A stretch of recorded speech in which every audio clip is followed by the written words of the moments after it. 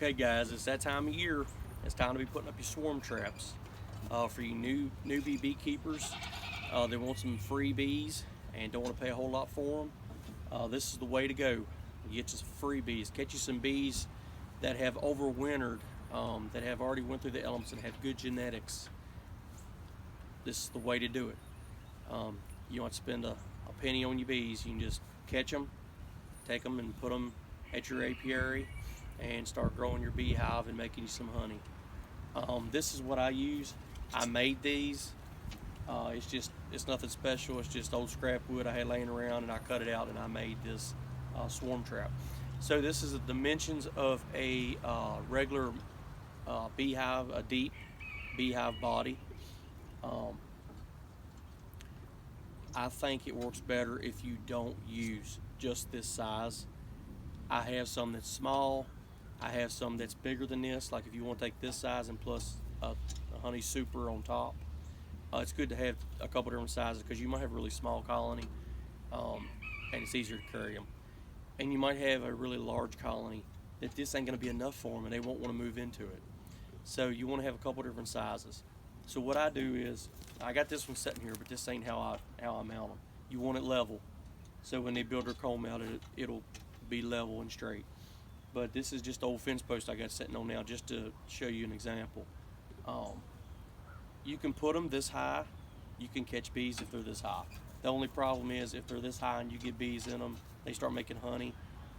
You have a bear or something like that. It's easier for them to touch it, easier for them to mess with it. I like putting them in trees. Don't put them too high that you can't reach it and you can't get it safely, because when they start building comb and they start putting honey in these, if you leave it for a while and you don't get into it in time and they start building stuff into this, it's going to get heavy. So you're going to have to think about, how you're going to get it out of the tree if you're by yourself. Hopefully you have help, but if you're by yourself, you got to be able to handle this around by yourself. You don't have to use a swarm trap like this that I made. You can use a regular beehive with a regular bottom board and a regular lid and put it in the tree, and then you can just take it home, set it up, and add your other boxes and frames to it when you need to. What I use in this to attract my bees is old comb, old frames and old comb. Something that I pulled out of another box that I think ain't no good for anything. I got some here that's decent, but they'll work just fine in this.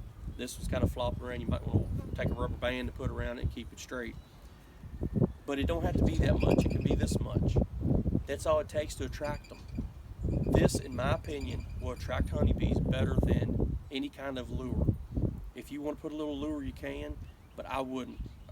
I don't particularly think that it helps a whole lot. Some people do.